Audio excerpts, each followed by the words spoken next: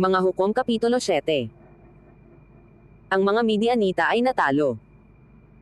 Nang magkagayoy si Jerubbaal na siyang Gideon, at ang buong bayan na kasama niya ay bumainggong maaga, at humantong sa bukal ng Herod, at ang kampamento ng Madian ay nasa dakong hilagan nila, sa dako roon ng Mora, sa Libis.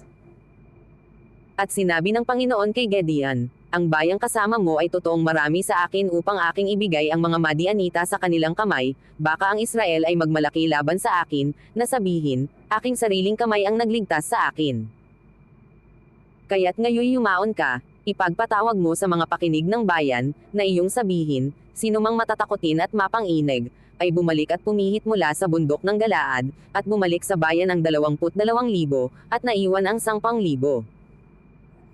At sinabi ng Panginoon kay Gideon, ang bayan ay totoong marami pa, palusungin mo sila sa tubig, at do'y aking susubukan sila sa iyo, at mangyayari, na sino mang aking sabihin sa iyo, ito'y sumama sa iyo, yaon sumama sa iyo, at sa sino mang sabihin ko sa iyo, ito'y huwag sumama sa iyo, yao'y huwag sumama sa iyo. Sa gayo'y kanyang inilusong ang bayan sa tubig, at sinabi ng Panginoon kay Gideon, bawat humimad sa tubig ng kanyang dila, gaya ng paghimod ng aso, ay iyong ihihiwalay, gayon din ang bawat yamukong lumuhad upang uminom. At ang bilang ng mga humimad, na inilalagay ang kanilang kamay sa kanilang bibig, ay 300 lalaki, ngunit ang buong labis ng bayan ay yamukong lumuhad upang uminom ng tubig. At sinabi ng Panginoon kay Gideon, sa pamamagitan ng 300 lalaki na humimad ay ililigtas ko kayo, at ibibigay ko ang mga Madianita sa iyong kamay, at pabayaan mong ang buong bayan ay yumaon bawat isa sa kani-kanyang dako. Sa gayo'y nagbaon ang bayan sa kanilang kamay ng mga pagkain at ng kanilang mga pakakak, at kanyang sinugo ang lahat ng mga lalaki sa Israel na bawat isa ay umuwi sa kani-kanyang tolda, ngunit pinigil ang 300 lalaki, at ang kampamento ng Madian ay nasa ibaba niya sa Libis. At nangyari ng gabi ring yaon, na sinabi ng Panginoon sa kanya, bumangon ka, lusungin mo ang kampamento, sapagkat aking ibinigay sa iyong kamay. Ngunit kung ikaw ay natatakot na lamusong, ay lamusong ka sa kampamento na kasama ni Pharaoh na iyong lingkod. At iyong maririnig kung ano ang kanilang sinasabi, at pagkatapos ang iyong mga kamay ay lalakas na lamusong sa kampamento, nang magkagayoy lamusong siyang kasama si Pharaoh na kanyang lingkod sa pinakahangganan ng mga lalaking may sakbat na nang-asa kampamento. At ang mga Madianita at ang mga Amalesita at ang lahat ng mga anak sa silanganan ay nalulatag sa Libis na parang balang dahil sa karamihan, at ang kanilang mga kamelyo ay walang bilang, na gaya ng buhangin na nasa tabi ng dagat dahil sa karamihan.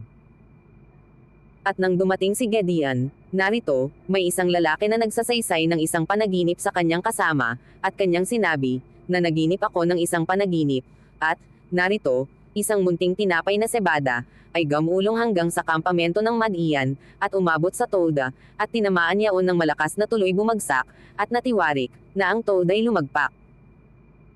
At sumagot ang kanyang kasama, at nagsabi, ito'y hindi iba, kundi ang tibak ni Gideon, na anak ni Yoas, isang lalaking Israelita, na ibinigay ng Diyos sa kanyang kamay ang Madian at ang buong hukbo niya.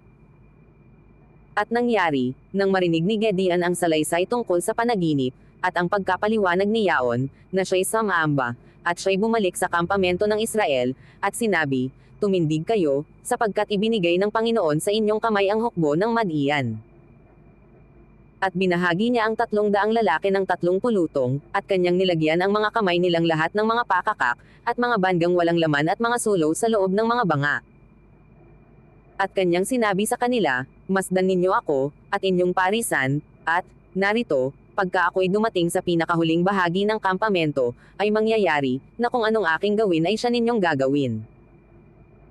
Pagka ako'y hihihip ng pakakak, ako at lahat na kasama ko, ay hamihip nga naman kayo ng mga pakakak, sa buong palibot ng buong kampamento, at sabihin ninyo, ang tibak ng Panginoon at ni Gideon.